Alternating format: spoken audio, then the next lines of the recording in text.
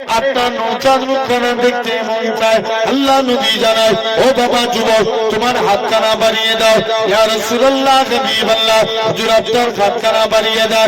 আজকের দিনে আমি ইমানে কালেমা পড়ে মুসলমান হয়ে গেলাম। হুজুর মুসলমান হব, তবে আমার একটা শর্ত, আমি নামাজ পড়ব না। কি করবে না? নামাজ পড়বে না। নবী বলছে এই ব্যাপার, যা তো যা মন চাই তুই করবি, যা। সব বন্ধুরা নামাজ পড়ছে, যুবক একদিন নবীর দরবারে চলে এসেছে, হুজুর আমি নামাজ পড়বো না বলেছিলাম না, তবে আজকের দিনে কথা দিচ্ছি নামাজ পড়বো, কিন্তু আমি ওযু করব। কি করবে না ভাই? ওযু আগে না নামাজ আগে? উযু আগে। হাদিস পাক, আল উযু মিফতাহুস সালাত, উযু নামাজের চাবিকাঠি, আর সালাতু মিফতাহুল জান্নাত, নামাজ আল্লাহর জান্নাতের চাবি। উযু কিসের চাবি? আর নামাজ জান্নাতের চাবি। যুবক যে বলছে হুজুর উযু করব, এই নামাজ পড়বো, উযু করব না, ভাই খুঁটি না দিলে প্যান্ডেল দাঁড়াতো? ইসলামের 5টা খুঁটি। হাদিস পাক, বুনিয়াল ইসলাম আলা খামসিন, ইসলাম 5টি স্তম্ভের উপর দাঁড়িয়ে আছে। ফার্স্ট শাহাদাতু আল্লাহ ইলাহা ইল্লাল্লাহ, আগে এই কথার প্রতি সাক্ষ্য দাও আল্লাহ ছাড়া কোনো উপাস্য নাই, আল্লাহ ছাড়া কোনো মাবুদ নাই, ওয়া আন্না মুহাম্মাদান আবদুহু ওয়া রাসূলুহু, মুহাম্মদ সাল্লাল্লাহু আলাইহি ওয়াসাল্লাম হলেন আল্লাহর প্রেরিত রাসূল ও বান্দা। ধরে বলো, এটা এক নাম্বার। 2 নাম্বার নামাজ, 2 নাম্বার কি? 3 নাম্বার রোজা। কি রোজা? গত বছর তার আগের বছর রমজান মাসে অনেক তাপমাত্রা ছিল, হ্যাঁ কি না? সূর্যের তাপ অনেক ছিল না? 46 ডিগ্রি, 45 ডিগ্রি, 44 ডিগ্রি সেলসিয়াস তাপমাত্রা। কেরালার একটা যুবক সূর্যের বিরুদ্ধে পুলিশের কাছে মামলা করেছে। কার বিরুদ্ধে? কথা বলেন, এই জোরে বলো। সূর্যের বিরুদ্ধে। এখন সূর্যকে ঘিরার ব্যবস্থা করো। সূর্য তামাম পৃথিবীর মানুষকে হারিয়ে দিয়েছে, আল্লাহর কসম সূর্য রোজাদার বান্দার কাছে হেরে গেছে। ভুল বললাম না ঠিক বললাম? এরকম ভাবে হজ, এগুলো 5টা খুঁটি, যাকাত 5টা খুঁটি ইসলামের।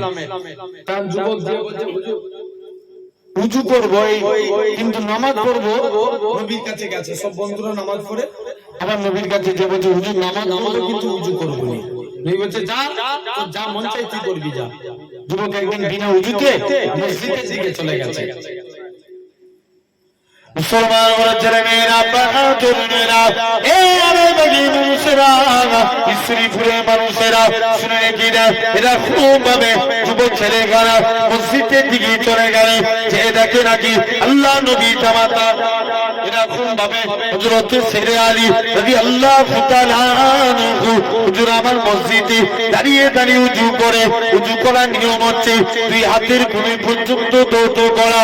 হযরত আলী বগলের নিচু দিকে হাত দৌত করে, পা ধোয়ার নিয়ম হচ্ছে 2 পায়ের ঘাট পর্যন্ত দৌত করা।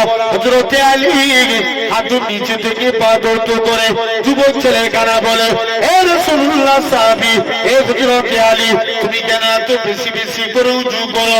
হযরত আলী বলে, ওগো বাবা যুবক, আল্লাহ নবীর মুখ থেকে শুনেছি আল্লাহ নবী জানিয়েছে যে পবিত্র উযুদার হবে, উযুর পানি শরীরে যেই যেই জায়গায় থাকবে কাল কিয়ামতের ময়দানে তার শরীরের ওই জায়গা থেকে নূর চমকাতে থাকবে। কি চমকাবে? নূর চমকাবে। তাকবীর মারেন দেখি। আল্লাহ নারায়ে তাকবীর, নারায়ে তাকবীর, ফুরফুরা শরীফ, আকসিল দিনা ফুরফুরা শরীফ। তাহলে আসেন, এটা এক নাম্বার। 2 নাম্বার, আল্লাহর গোলাম হতে গেলে কলেমাকে জিন্দা করতে হবে। কাকে? জোর করে বলো। কলেমাকে। আমরা কলেমা জিন্দার পিছনে না কলেমাকে মিটানোর পিছনে?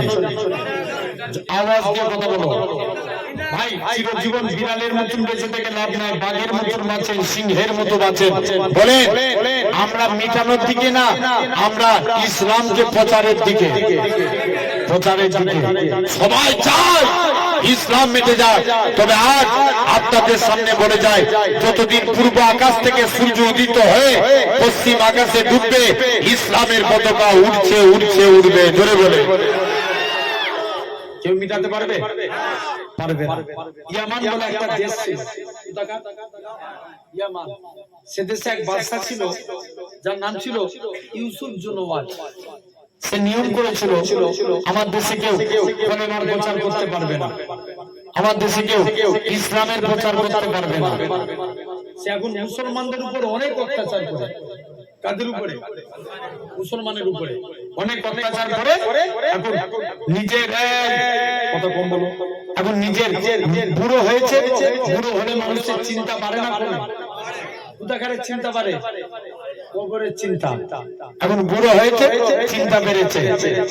এক জাদুঘরের কাছে গেছে, জাদুঘর আমি চাই আমার ক্ষমতার পর, আমার মরণের পর যেন আমার ছেলে ক্ষমতা পায়, তার মরণের পর তার ছেলে কি কাজ করলে পাওয়া যায়।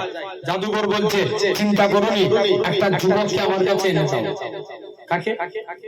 একটা যুবক, যে যুবকটার নাম হচ্ছে আব্দুল্লাহ। আব্দুল্লাহ বলে একটা যুবককে জাদুঘরের কাছে নিয়ে গেলেন। বলছে এই দেখো যুবক, বলছে একে আমি এমন জাদুবিদ্যা শিক্ষা দেবো, এই পরস্পর মানুষের মধ্যে ঝামেলা লাগাবে, মানুষরা ঝামেলা করে মরবে, আর তুমি রাজত্ব করবে। কে বলেছে?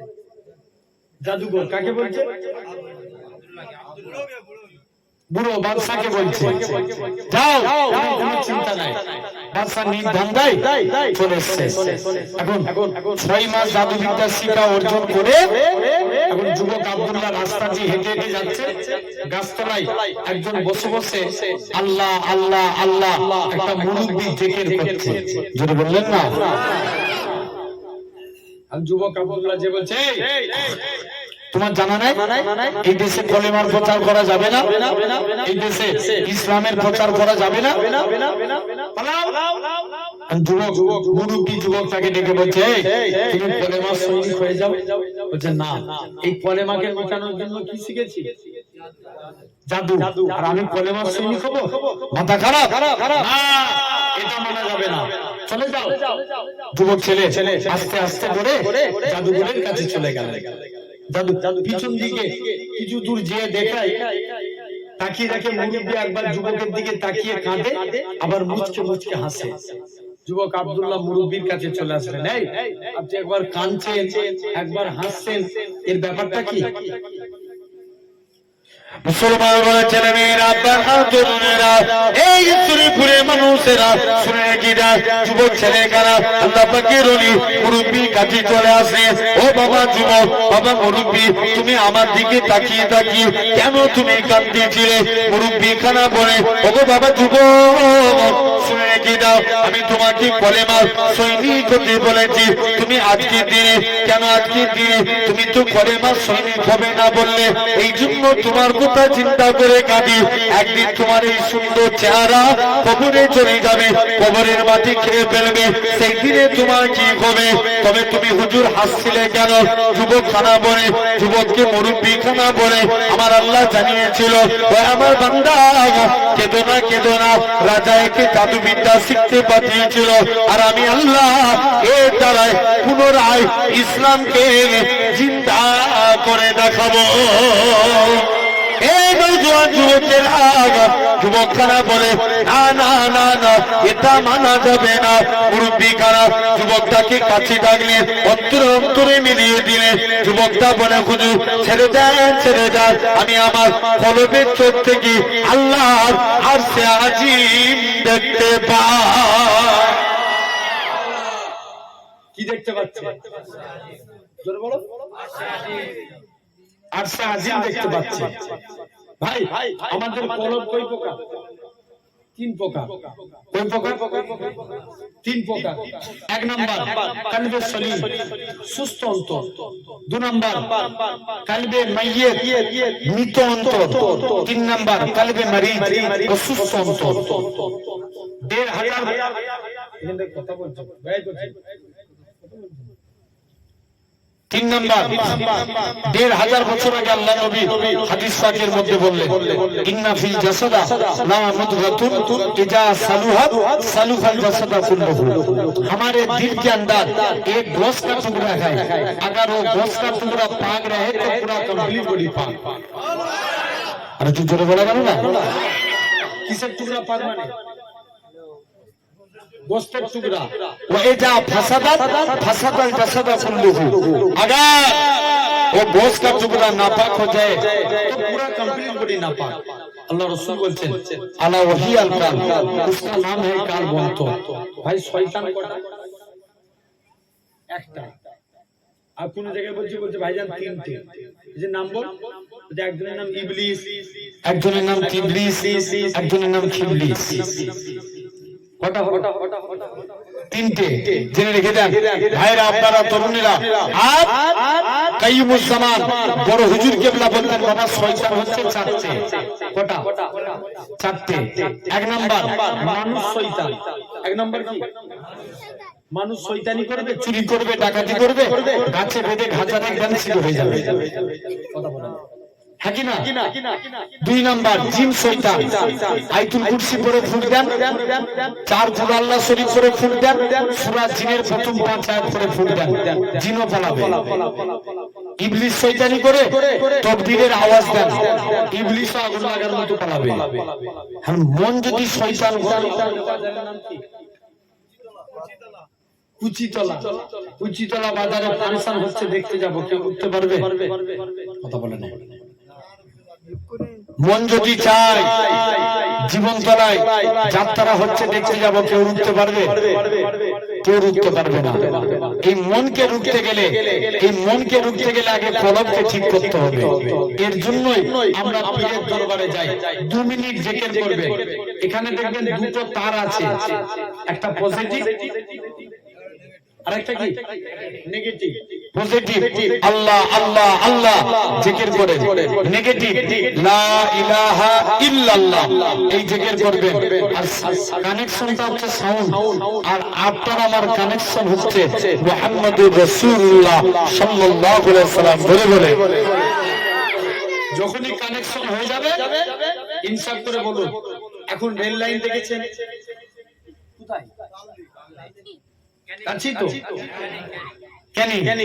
ক্যানিং রোড বালদি রেল লাইন চলে আপনি বিশ্বাস না হলে আপনারা বলুন রেল লাইনের উপরে উঠে দাঁড়াবেন অনেকটা দূরে তাকাবেন দেখবেন মনে হয় না রেল লাইন আস্তে আস্তে শুরু হয়ে গেছে কথা বলা যায় শুরু হয় না অনেক দূর থেকে তাকালে রেল লাইন শুরু হইতো ভাই সত্যি কথা বলেন রেল লাইন কি সত্যি শুরু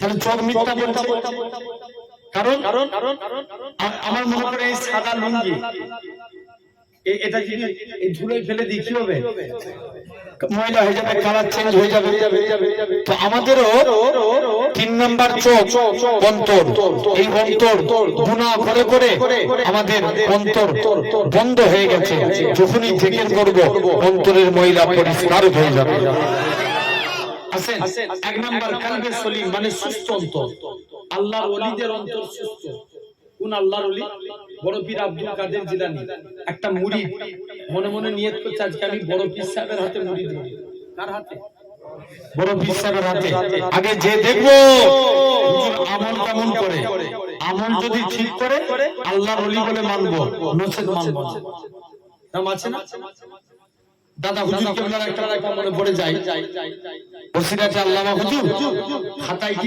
প্রশ্ন লিখে নিয়ে গেছে কথা বলে কি লিখে নিয়ে গেছে প্রশ্ন হচ্ছে মুসাদ্দিদুল জামান দাদা হুজুরকে ধরবো যদি 4টে প্রশ্নের উত্তর দিতে পারে তবে আল্লাহর ওলি বলে মানবো এখন বসিরাতে হুজুর লিখে পকেটে ঢুকিয়ে রেখেছে কেউ জানে আমার পকেটে কি আছে না আছে আপনারা জানবেন না এখন পকেটে করে নিয়ে গেছে দাদা হুজুর কেবলা সবাইকে নিয়ে বসি ওয়াজ নসিহত করতে দাদা হুজুর কেবলা বলছে বাবা কেউ যদি এরকম প্রশ্ন করে তার উত্তরটা এরকম হবে যেটা বললেন না কেউ যদি এই প্রশ্ন করে তার উত্তর এই হবে, এভাবে চারটি প্রশ্নের উত্তর দিয়ে দিলেন।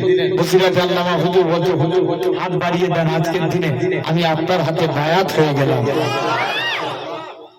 তো বড় পীর সাহেবের জামানাতেও একজন বলছে, দাঁড়া আগে যে দেখবো হুজুর আমল কেমন করে। এসে দেখে বড় পীর আপনার জামাতের সঙ্গে ফরজ নামাজ পড়ে। কিসের নামাজ? ফরজ নামাজটা শুধু জামাতের সঙ্গে পড়ে, সুন্নত পড়তে মুরিদ একদিনও দেখে না। মুরিদ যখন চিন্তায় পড়ে যাবে, আল্লাহ সুন্নত পড়ে নে, ফরজ পড়ে। মুরিদ দ্বিতীয় দিন আবার গেছে, আবার দেখলেন, বলছে যাক এই ব্যাপার ছাড়া যাক। তৃতীয় দিনের দিনে আবার বলছে, দাঁড়া আজকের দিনে দেখবো কিভাবে বড় পীর আব্দুল কাদের জিলানী এই কাজ করে। দ্বিতীয় দিন দেখে সেম প্রবলেম।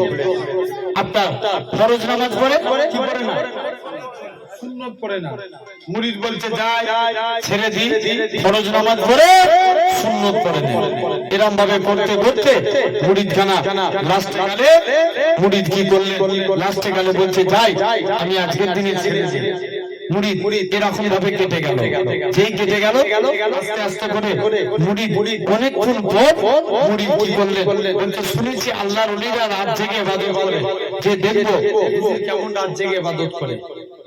জানলাই উকি মেরে তাকায়, যে দেখে বড় পীর আব্দুল কাদের জিলানী সারা রাত ঘুমিয়ে আছে। মুরিদ তো জানলার ধারে হাত দিয়ে দাঁড়িয়ে দাঁড়িয়ে ঘুমিয়ে পড়েছে। ওরকম আছে না, ট্রেনে যাচ্ছেন, সফর করছেন, গাড়িতে যাচ্ছেন, দেখবেন অনেকের ঘুম ধরে যায়, আর মুরিদের ঘুম লেগে গেছে, ঘরের টাইম হয়েছে, এলহামে আওয়াজ আসছে আব্দুল কাদের। সবাই যখন ঘুমিয়ে পড়েছে, তুমি আমার আল্লাহকে রাজি করে ফেলেছো, এর বিনিময়ে তুমি কি চাও? আব্দুল কাদের জিলানী বলে, আল্লাহ এর বিনিময়ে তুমি আমাকে মোটা বানিয়ে দাও। জোরে বলো, জোরে বলো, মোটা বানিয়ে দাও। দ্বিতীয় দিন বলছে আল্লাহ মোটা বানিয়ে দাও। তৃতীয় দিন একই দোয়া চাইছে, আল্লাহ মোটা বানিয়ে দাও। মুরিদ বলছে একবার যে দেখি। তৃতীয় দিনের দিনেও একই দোয়া। বড় পীর সাহেবের কদমে পড়ে গেছে। মুসলমানের ছেলে মেয়েরা, তারা তরুণেরা, এই নবী প্রেমিকেরা, আল্লাহ পাকের ওলি হযরত আব্দুল কাদের জিলানী রাহমাতুল্লাহ আলাইহি কদমে পড়ে যায়। ও বাবা আব্দুল কাদের, বলো তো দেখি কি জন্য তুমি এত বেশি বেশি করে মোটা দোয়া চাও? আল্লাহ পাকের ওলি হযরত আব্দুল কাদের জিলানী বলে, ও বাবা মুরিদ, আমি আব্দুল কাদের জিলানী আমার নিজের জন্য ভাবি না, নিজের জন্য চিন্তা করি না। কাল কিয়ামতের ময়দানে আমার নবী পাকের কোটি কোটি কোটি কোটি গুনাহগার উম্মতীরা হবে, যেদিন তাদের জাহান্নামে নিয়ে যাবে, আমি আব্দুল কাদের জাহান্নামের গেট বরাবর দাঁড়িয়ে যাব। আমার নবী পাকের একটা গুনাহগার উম্মতীরা যেন জাহান্নামের দিকে না যায়। কোন দিকে? জাহান্নামের দিকে না যায়। সেই তাহলে এক নাম্বার কলবে সলিম, দুই নাম্বার কলবে মাইয়িত, মৃত অন্তর, যাদের অন্তর মরে গেছে, যতই কোরআনের কথা বলে হেদায়েত হবে? জোর করে বলো, হেদায়েত হবে না। তিন নাম্বার কলবে মারিদ, অসুস্থ অন্তর। ভাই আমরা রোগ হলে কার কাছে যাই? ভালো করেন কে? আল্লাহ। কে ভালো করে? আল্লাহ। কিয়ামতের দিন কিন্তু অনেকে বলে ডাক্তারের কাছে যে ভালো হয়ে গেছে, বলে না?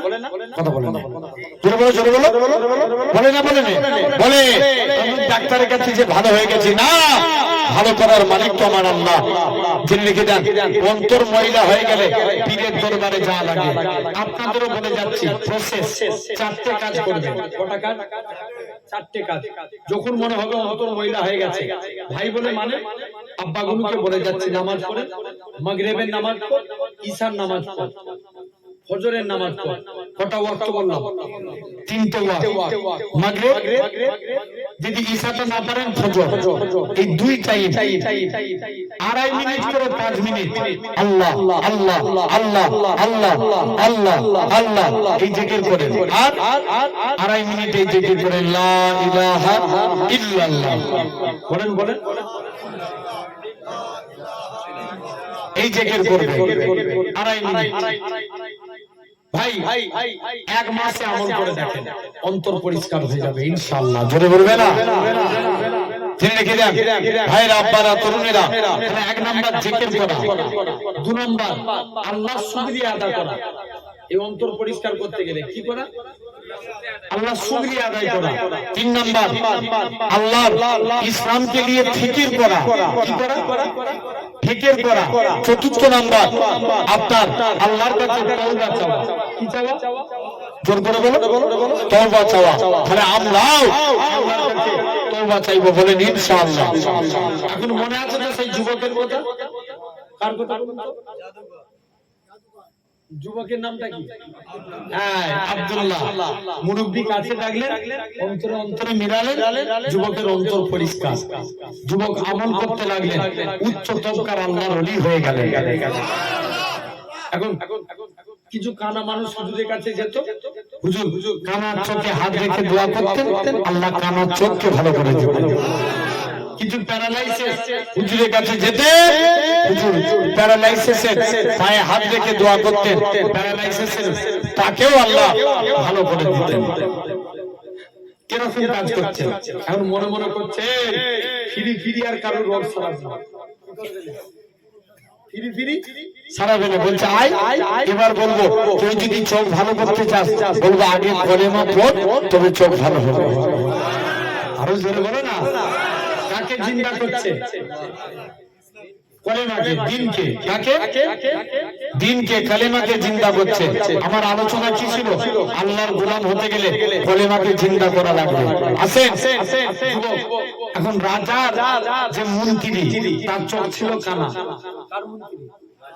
রাজার মন্ত্রী কিছু টাকা পয়সা সামাল দিয়ে যুবকের কাছে এসে হাজির। যুবক, তুমি এই টাকা পয়সা নাও আর আমার চোখ ভালো করে দাও। যুবক বলছে আগে কলেমা পড়তে হবে। বলছে এই তুই আমায় চিনিস? আমি দেশের মন্ত্রী। বলছে আমি মন্ত্রী বুঝিনি, কলেমা পড় তবে চোখ ভালো হবে। যদি বলবে না। এখন কাছাকাছি ডাকলে, ডেকে নিয়ে যে বলছে মন্ত্রী মনে মনে করছে এই যুবকের সামনে কলেমা পড়বো, আর এখান থেকে চলে গেলেই কলেমা পড়ে যাবে। কি পড়বে? এর সামনে কি পড়বে? কলেমা। আর চলে গেলে কলেমা ত্যাগ করে দিবে। ভাই চোখ ভালো হবে? কথা বলে দাও। এখন মুরব্বি বলছে, মন্ত্রী বলছে লাও দোয়া করো আমার চোখ ভালো, আমি কলেমা পড়ছি, আগে পড়ো।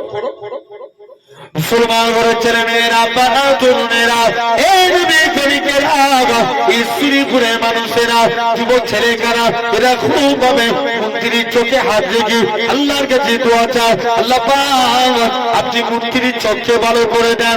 মন্ত্রীর চোখ যদি ভালো হয়ে যায়, আমি যুবক আপনার কাছে কথা দিলাম, পার্লামেন্টে ইসলামের পতাকা উড়াবো। যুবক ছেলেকারা পার্লামেন্টে মন্ত্রীর চোখে হাত রেখে দোয়া করলেন, আমার আল্লাহ পাক মন্ত্রীর চোখকে ভালো করে দিল। মন্ত্রী বলে যুবক এবার তুমি ছেড়ে দাও। যুবক বলে না না না না, এটা মানা যাবে না। মন্ত্রীটাকে যুবক কাছে ডাকলে, অন্তরে অন্তরে মিলিয়ে দিলেন। মন্ত্রী বলে যুবক ছেড়ে দাও, ছেড়ে দাও, আমি আমার কলবের চোখ থেকে আল্লাহর আরশে আজিম দেখতে পাই। আরো জোরে বলে রাজার কাছে চলে গেছে, মন্ত্রীর চোখ ভালো হয়ে গেছে। রাজা বলছে মন্ত্রী তোর চোখকে ভালো করেছে? মন্ত্রী বলছে রাজা আমার চোখ আমার আল্লাহ ভালো করেছে। কে ভালো করেছে? বলছে আমি তোদের আল্লাহ ভালো করেছে। আল্লাহ বলছে কে বললো? তোমার মুখটাই কেমন টাকা পারা, মোটেও তোমাকে আল্লাহ বলে মানি। যাও আমি একটা যুবককে জাদু শিখতে পাঠিয়েছি, তোদের ব্যবস্থা করছে। বলছে যাও না, তুমি যে যুবককে জাদু শিখতে পাঠিয়েছো আমি তার কাছ থেকে কলেমা শিখেছি। যুবক আব্দুল্লাহ কাছাকাছি চলে এলেন। যুবক রাজাকে এসে বলছে রাজা তোমাকে কলেমা পড়তে হবে। রাজা বলছে এই তোকে এত টাকা খরচা করে জাদু শিখিয়েছি, তুই কলেমা দাও দিচ্ছিস? দাঁড়া তোর ব্যবস্থা করছি। 70 জন সৈন্য ফিট করলেন, যুবককে পর্বতের পর্বত থেকে ফেরে মেরে দিলেন। মুসলমান ছেলে মেয়েরা, যুবক আব্দুল্লাহকে পর্বতে চূড়ায় নিয়ে চলে গেলে যুবক আব্দুল্লাহ আল্লাহর কাছে ফরিয়াদ করে, আল্লাহ পাক আজকের দিনে যদি আমি এখান থেকে পড়ে যাই আল্লাহ আমি তো শেষ হয়ে যাব, আল্লাহ তুমি আমার হিফাজত করো। যুবক আব্দুল্লাহকে আমার আল্লাহ ডাক দিয়ে বলে, এই যুবক আমার আল্লাহ ফারিস্তাদের ডাক দিলে, ও আমার ফারিস্তারা চলে যাও চলে যাও, আমার আব্দুল্লাহকে আস্তে আস্তে করে জমিনায় নামিয়ে দাও। হযরতে আব্দুল্লাহ জমিনায় পড়ে গেলে যুবক এরকম ভাবে 70 জন সৈন্যরা পাহাড় থেকে পড়ে মারা গেল। যুবক রাজার কাছে গেলে রাজা বলে, যুবক কে তোমায় বাঁচিয়েছে? আমাকে আমার আল্লাহ বাঁচিয়েছে। যুবক বলে, না না না না, তোমার ব্যবস্থা করি। যুবকটাকে আবারও 70 জন সৈন্য দিলে যুবকটাকে আর সমুদ্রে ছেড়ে দিয়ে চলে আসবে।